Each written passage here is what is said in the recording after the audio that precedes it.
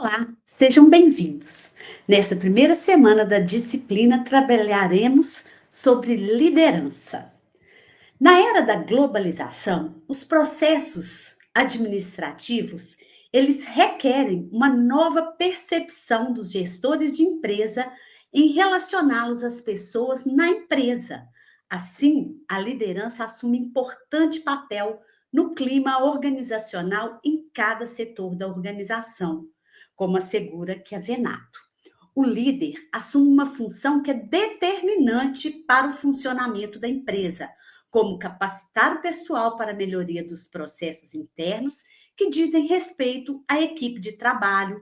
As tendências do terceiro milênio se organizam de tal forma que exigem uma nova gestão de pessoas. As novas tendências se baseiam em mudanças em cada aspecto, e as transformações, como a globalização, a tecnologia, a informação, o conhecimento, os serviços, a ênfase no cliente, na qualidade, na produtividade e na competitividade, impactam nos processos internos de gerir as pessoas. No ano de 1939, Ralph White e Ronald Lippt, da Universidade de Iowa, nos Estados Unidos, fizeram um estudo para identificar e verificar o impacto causado por pelo menos três diferentes tipos de liderança. Eles estudaram a liderança democrática, autocrática e liberal em 10 meninos, em meninos de 10 anos, orientados para a execução de tarefas.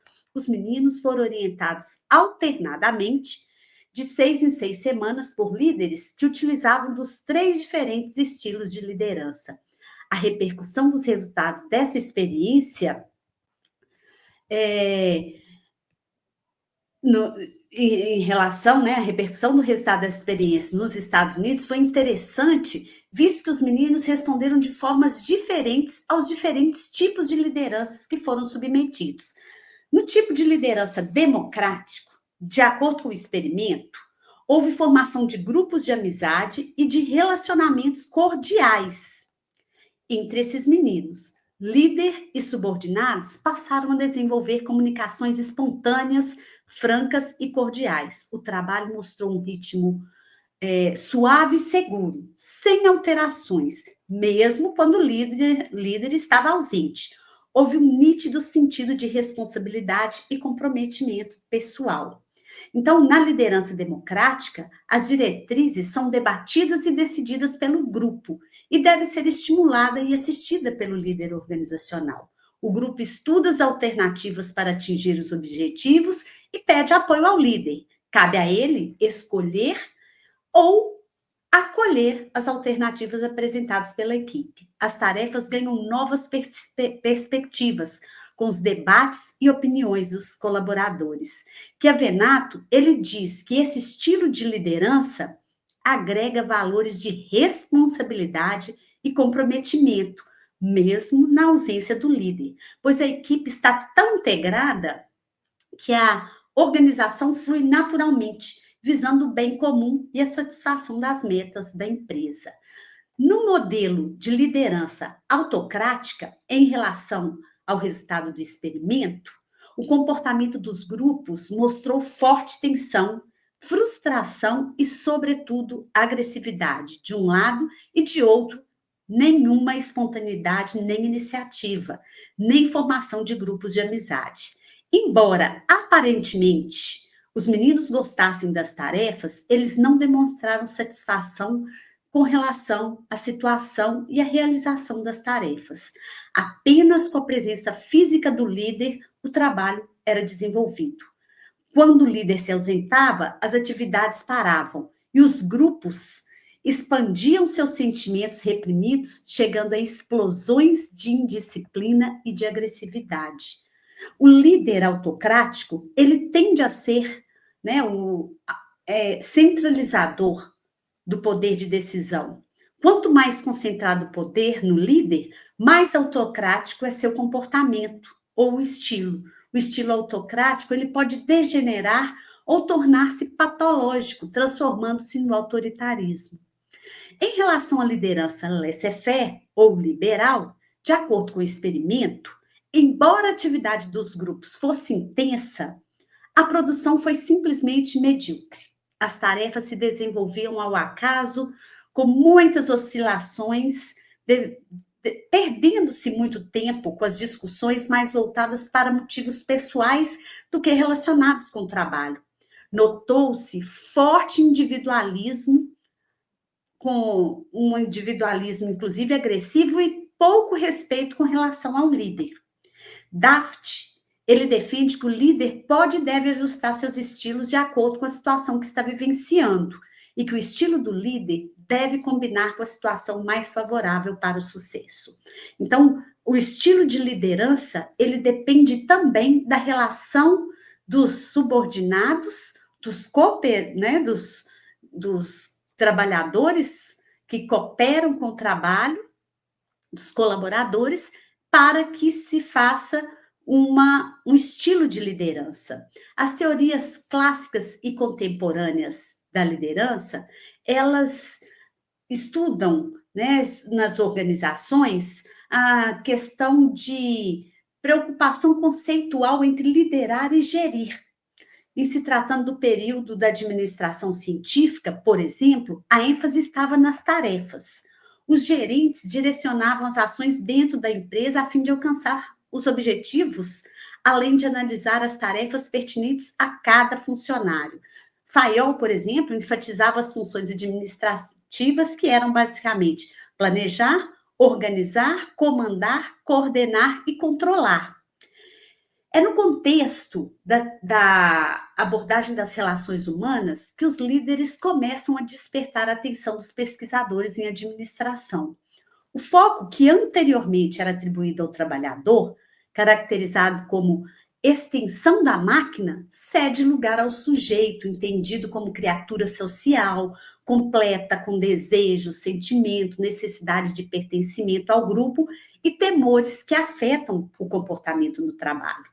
Esses fatores podem potencializar os resultados ou ratear a atenção dos indivíduos, diminuindo seu nível de produção.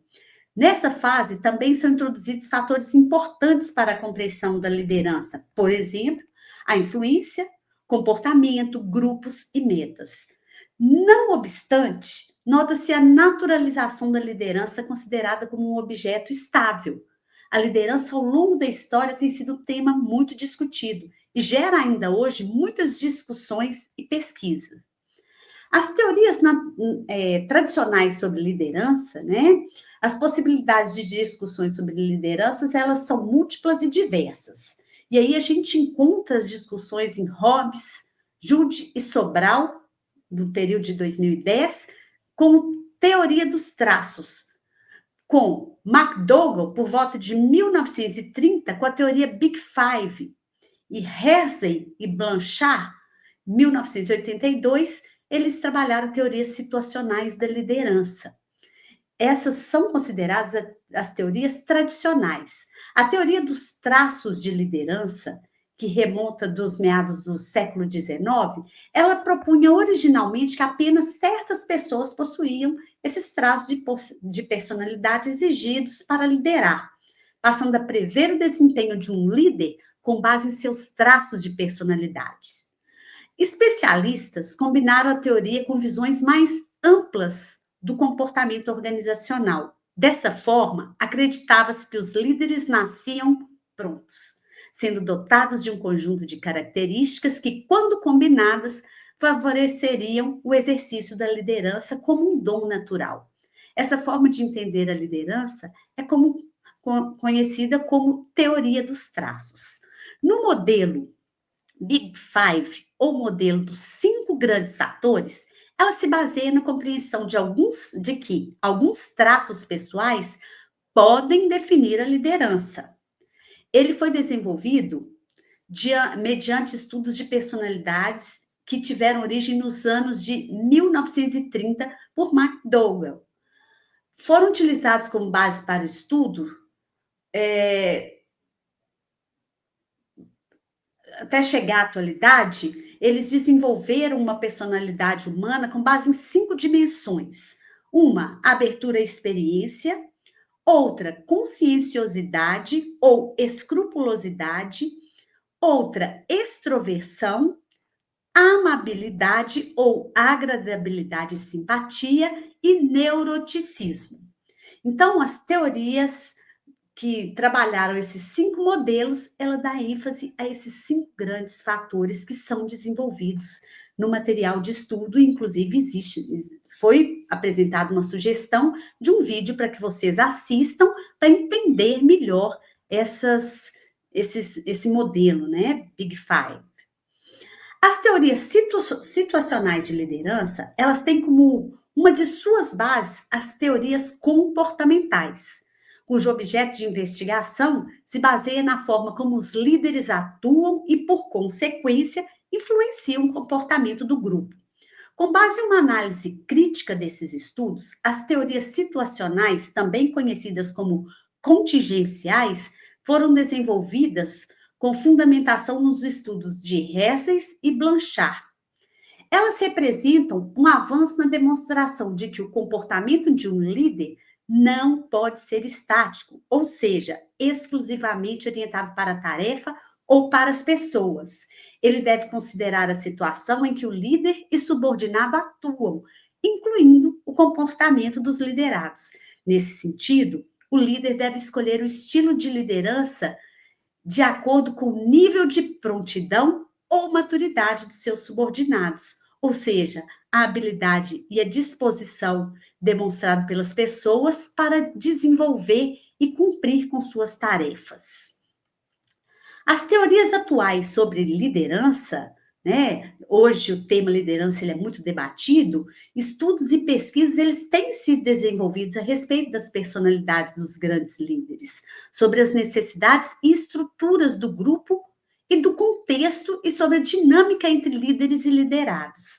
Hoje nós temos aí a liderança carismática, que de acordo com Griffin e Murherd, Robert House foi o propositor dessa teoria. Com base nessa perspectiva, carisma é uma forma de atração interpessoal que inspira apoio e aceitação. Assim, a liderança carismática, ela seria um tipo de influência baseada no carisma pessoal do líder. Os autores explicam que os líderes carismáticos se caracterizam por 3 atributos essenciais: visualizar, estimular e capacitar. Então, quando eles falam em visualizar, consiste em articular uma visão atraente, criar altas expectativas e moldar comportamentos consistentes. Em estimular, demonstra ânimo, expressa confiança pessoal, busca encontrar e usar o sucesso. Em capacitar, está relacionada a expressar apoio pessoal, ter empatia, expressar confiança nas pessoas. Quanto à liderança transacional e liderança transformacional, que é um outro modelo, com pioneiro na conceituação de liderança transacional e de liderança transformacional, nós temos o autor Burns. Ele foi um dos pioneiros na conceituação de liderança. Segundo o autor, na liderança transacional, os líderes se apoiam para enfatizar padrões de trabalho, atribuições e tarefas para o alcance de objetivos, com base na legitimidade e autoridade. Há uma tendência a se concentrar na execução das tarefas e em formas de recompensar ou punir, para influenciar o desempenho dos colaboradores. Por sua vez, a liderança transformacional, nela, os líderes buscam pela motivação dos colaboradores, apelando para ideais e valores morais. Nesse caso, o líder deve ser capaz de definir e articular uma visão para sua organização, e os servidores devem aceitar a credibilidade do líder. Quando nós falamos do outro modelo de liderança, que é a laissez-faire, Dias e Borges, Eles também discorrem sobre o estilo de liderança laissez-faire, que se caracteriza pelo comportamento de um líder que dá liberdade aos seus colaboradores para tomarem decisões, evitando sanar suas dúvidas e expectativas, e também não intervindo em conflitos. Dessa forma, há um incentivo aos colaboradores de assumirem as tomadas de decisões. Muitas são as críticas a esse modelo de liderança, como falta de direção, clareza de papéis, envolvimento de líder, responsabilidade, em alguns casos, pode ser visto como passividade ou aversão à liderança, apesar de promover algumas vantagens, como a autonomia e a liberdade dos liderados. Temos também a liderança servidora. Apesar de ser uma abordagem recentemente, com estudos e publicações, a liderança servidora está baseada em princípios básicos e elementares, tendo como pilares o amor e o caráter, que são apresentadas no livro escrito por Greenleaf em 1977. Seu princípio é que o líder sirva as pessoas a partir do entendimento às suas necessidades, o que consiste em determinar um propósito, compartilhar o aprendizado, elevar os obstáculos, priorizar a confiança para fortalecer o relacionamento e desenvolver as pessoas. Na atualidade, nós precisamos considerar as competências que os líderes precisam ter. O novo paradigma de liderança nas organizações pressupõe troca, participação, rede de relações, aprendizagem individual e coletiva, além do favorecimento da conexão afetiva e intelectual entre as pessoas, o que torna o trabalho um veículo de satisfação, realização e, inclusive, de crescimento pessoal. Segundo Ferguson, surge uma nova postura profissional que diminui a dicotomia entre o trabalho e o prazer, entre convicções e carreira e entre éticas pessoais e profissionais. O mundo empresarial, desde o final da década de 80, sofreu e vem sofrendo mudanças profundas no que tange aos aspectos qualitativos, por consequência da abertura dos mercados, da concorrência global, da desregulamentação generalizada de vários setores e de uma grande disponibilidade de capital. Ao mesmo tempo, nós entramos na era da informação, com avanços na área da tecnologia da informação, que geraram alterações irreversíveis na forma, por exemplo, de fazer negócio, com a eliminação de barreiras do tempo e do espaço.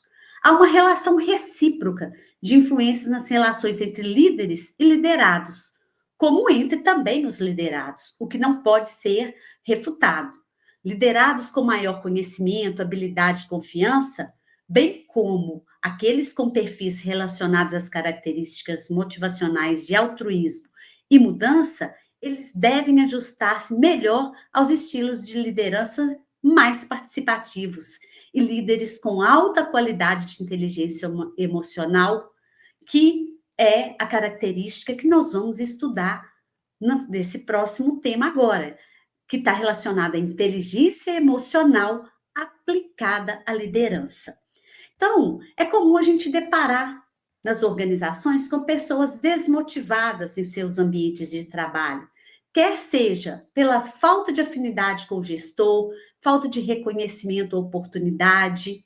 Essas condições acabam afetando os resultados e gerando baixa produtividade, dificuldade em encarar desafios, bem como aumentando os conflitos internos. A motivação é o processo responsável pela intensidade, direção e persistência dos esforços de uma pessoa para alcançar uma determinada meta. Diante disso, acredita-se que a inteligência emocional de um líder possa afetar tanto a emoção quanto a motivação do colaborador. De acordo com Chiavenato, as pessoas, ou os recursos humanos, antigamente chamados, são a chave vital de uma organização, pois essas pessoas são as responsáveis pela produção, sendo necessário, portanto, que a política empresarial valorize seus colaboradores, que considere suas capacidades, suas condições diferenciadas, seus valores sociais, dentre outros aspectos que interferem diretamente na satisfação pelo trabalho. E aí, nós precisamos conceituar a inteligência emocional, né? Em 1995, o professor da Universidade de Harvard, Daniel Goleman, ele popularizou o conceito da inteligência emocional. Ainda que sua definição conceitual não fosse clara, ele se apoiou em pesquisas sobre o cérebro, as emoções e a conduta para esclarecer uma linguagem acessível às concepções em torno da inteligência emocional, né, da inteligência do tipo emocional. Então, segundo Goleman, inteligência emocional é a capacidade de criar motivações para si próprio e de persistir no objetivo, apesar de percalços, de controlar impulsos e aguardar pela satisfação dos seus desejos, de se manter em bom estado de espírito e impedir que a ansiedade interfira na capacidade de raciocinar, de ser empático e autoconfiante. Para Goleman, a inteligência emocional possui 4 pilares, que são componentes fundamentais. São eles: autoconsciência, autogestão, consciência social e empatia e a habilidade social ou gerenciamento de relacionamentos. Então, nós vamos ver aqui individualmente, falar um pouquinho sobre cada um desses. Sobre a autoconsciência, Goleman fala o seguinte: a autoconsciência pode ser definida como um estado em que o indivíduo identifica, processa e armazena informações sobre o seu próprio eu. Para ele, trata-se de algo bastante complexo, que engloba variadas questões, como emoções, recordações, senso de gerenciamento e traços de personalidade. Também é considerada como uma das habilidades principais da inteligência emocional, pois ela possibilita um contínuo olhar interno. O líder que tem essa habilidade bem desenvolvida conhece seus pensamentos, reações, atitudes, sentimentos, e nas situações que surgem no cotidiano, ele provavelmente vai ter uma melhor habilidade para resolver os problemas que surgirem. É essencial que um líder, independente do porte da organização, seja ele pequeno, médio ou grande, compreenda que motivar é algo a ser incentivado nas pessoas. E isso pode ser feito por vários meios, de forma natural, gerando resultados. Conduzir o colaborador a perceber suas potencialidades e capacidades para ser resiliente diante dos problemas que possam surgir dentro da empresa. Né? Então, o que vem a ser essa motivação? É um motivo que gera uma ação, que pode ocorrer por meio de estímulo, esforço, movimento, persistência, mas também pode ocorrer por recompensa. É também considerado como um elemento essencial para o indivíduo, provocado por si próprio, podendo estar relacionado a fatores internos ou fatores externos. Então, a motivação, ela pode ser estimulada também pelo líder e pelas políticas da empresa. No que tange à empatia ou consciência social, a principal característica da empatia é a capacidade de entender a outra pessoa. A empatia ela engloba componentes cognitivos, afetivos e comportamentais. No que tange ao cognitivo, é através dele que a pessoa passa a refletir sobre seus próprios pensamentos, monitorando os sentimentos quando direciona a ação para outra pessoa, podendo tomar a perspectiva da outra pessoa, se colocar no lugar do outro. O afetivo proporciona o sentir e entrar em contato com os estados emocionais do outro. A preocupação empática comporta não somente perceber como as pessoas se sentem, mas o que o outro necessita, influenciando na atitude de ajudar alguém. Desenvolver a empatia nas organizações não se limita à atitude de acolher todas as emoções alheias, não é isso, mas sim dar a devida importância aos sentimentos das pessoas. Onde há uma relação baseada em confiança e em empatia, as emoções podem ser expressas de forma apropriada, fazendo com que os líderes consigam compreender mais facilmente os sentimentos alheios e, dessa forma, trabalhar na abordagem de orientação emocional. Sobre habilidade social e gerenciamento de relacionamento, Goleman diz que a habilidade de controlar e reconhecer suas próprias emoções, ela pode promover transformações significativas, tanto internamente nas organizações quanto nos ambientes familiares e pessoais. A partir do momento que o indivíduo tem mais consciência sobre si e sobre o outro, a isso une-se a empatia e as trocas culturais e sociais no ambiente em que vive e trabalha. Então, nós podemos perceber com isso que um líder cuja inteligência emocional é mais desenvolvida, maior será a sua facilidade em promover a integração e o relacionamento com os colaboradores. A habilidade emocional e social, ela pode gerar maior produtividade. Assim diz o Weisinger, facilitando dessa forma a resolução de conflitos, diminuição de estresse, aumento de satisfação em gestores, colaboradores e clientes. Motivação, autoconfiança são impactos positivos que os colaboradores podem ter dentro das organizações, em função da habilidade e inteligência emocional que são aplicados pelo líder, o que, consequentemente, pode gerar resultados positivos para a empresa. Assim, nós buscamos trabalhar com equipes de alta performance, uma liderança baseada na inteligência emocional. Ela encontra-se mais desenvolvida, possivelmente por ter maior capacidade e sensibilidade em perceber as situações e previamente obter controle sobre elas. Quando os liderados têm mais possibilidade de autonomia, melhores serão suas condições para expressar empatia, consciência emocional, promovendo maior credibilidade na organização pelo reconhecimento das suas potencialidades e, consequentemente, pela busca de aprimoramento do desempenho. A partir do momento que ocorre a avaliação e verificação do desempenho alcançado, procede-se o estabelecimento de novas metas para a continuidade do trabalho que é proposto pela organização. Portanto, respostas emocionais positivas e construtivas influenciam diretamente o desempenho das pessoas. Se a organização está interessada em desenvolver colaboração e engajamento, ela deve desvincular-se de práticas de controle, desenvolvendo ações que estimulem a confiança nos colaboradores. Líderes precisam confiar nos liderados e vice-versa, em todos os níveis organizacionais.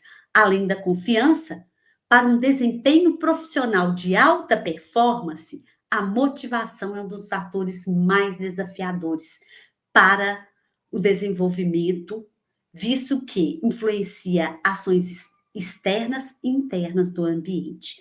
Os esforços, eles devem ser contínuos na promoção de líderes de alta performance. As habilidades de inteligência emocional, elas precisam ser estimuladas e praticadas, a fim de conseguir que os profissionais percebam com mais clareza os fatos e, consequentemente, desenvolvam ações e relações que fortaleçam as equipes de trabalho. Sugerimos que façam a leitura do material disponível, assistam os vídeos propostos, leiam também os outros materiais que foram postados com a proposta de complementar os estudos. Aproveitem esse momento e dediquem a resolver as atividades. Até a próxima semana. Desejo a todos bons estudos.